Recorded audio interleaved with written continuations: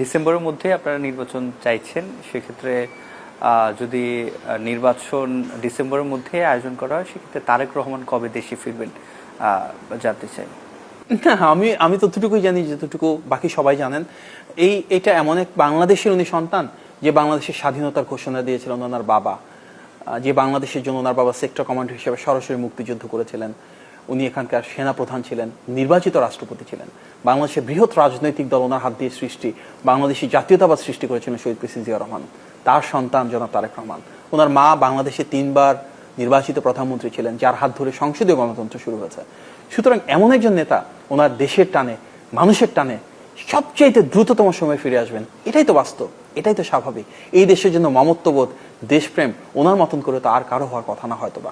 সুতরাং উনি ওনার নেতাকর্মীর কাছে, উনি ওনার সমর্থকদের কাছে যত দ্রুত সম্ভব একটা অনুকূল রাজনৈতিক পরিস্থিতি যখন তৈরি হয়, অনুকূল বিচারিক পরিস্থিতি যখন তৈরি হয়, অনুকূল আইন শৃঙ্খলা পরিস্থিতি যখন তৈরি হয়, অবশ্যই ছুটে আসবেন। ওনার একটা দীর্ঘদিনের প্রত্যাশা, শুধু ওনার না, ওনার যে 60 লক্ষ নেতাকর্মীর বিরুদ্ধে মিথ্যা মামলা রয়েছে, গণতন্ত্রের পক্ষের প্রতিটি ব্যক্তি, প্রতিষ্ঠান এবং রাজনৈতিক দলের বিরুদ্ধে যে মিথ্যা মামলা রয়েছে, সব শ্রেণী পেশার মানুষ, ডাক্তার, ইঞ্জিনিয়ার, প্রফেসর, আইনজীবী, মানবাধিকার কর্মী, অনেকে আছেন বিদেশ থেকে সুন্দর করে বাংলাদেশের জন্য কাজ করেছেন, তাদের বিরুদ্ধে মামলা দেওয়া হয়েছে।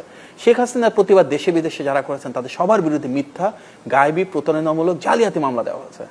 ওনাদের প্রত্যেকে যেন এই অবিচার থেকে নিস্তার পায়, প্রত্যেকে যেন মামলা প্রত্যাহারের মাধ্যমে আবার সুষ্ঠু, সুন্দর, স্বাভাবিক জীবনে ফেরত আসে, সেটাই কিন্তু তারেক রহমানের প্রধান অগ্রাধিকার। কারণ উনি শুধু বিএনপি না, বাংলাদেশের সকল গণতন্ত্রকামী মানুষের প্রতিনিধিত্ব করে নেতৃত্ব দিয়েছেন। সুতরাং উনি চান শুধুমাত্র উনি মুক্ত হয়ে গেলেন, বাকি অনেকেই মুক্ত হলেন না, সেই বাংলাদেশে না, যে বাংলাদেশে সবাই সত্যিকার অর্থে মুক্ত হবে, স্বাধীন দেশে স্বাধীন নাগরিক হবে, উনি সেই বাংলাদেশে এসে অবশ্যই গণমানুষের নেতৃত্ব অন দ্য গ্রাউন্ড দিবেন। যেভাবে গত দীর্ঘ সময় ধরে সারাটা দিন আমরা দেখেছি উনি ঘুমের বাইরে যতক্ষণ জাগ্রত থেকেছেন, এই বাংলাদেশের মাটি মানুষের সাথে সম্পৃক্ত ছিলেন, তৃণমূল থেকে সর্বোচ্চ পর্যায় পর্যন্ত প্রত্যেকটা শ্রেণীর এবং পেশার প্রত্যেকটা ডেমোগ্রাফির মানুষের সাথে সম্পৃক্ত ছিলেন। বাংলাদেশে যখন ইনশাল্লাহ সে অনুকূল উপস্থিতি বা পরিস্থিতি তৈরি হবে, উনি ইনশাল্লাহ সশরীরে সেটা বাস্তবায়ন করবেন। কারণ উনিও তো আমরা দেখেছি যখন বাংলাদেশে ছিলেন তৃণমূলে কিভাবে ছুটে গিয়েছিলেন। বাংলাদেশে এমন কোনো জেলা, উপজেলা, ইউনিয়ন নাই যেখানে উনি একবারের জন্য যান নাই।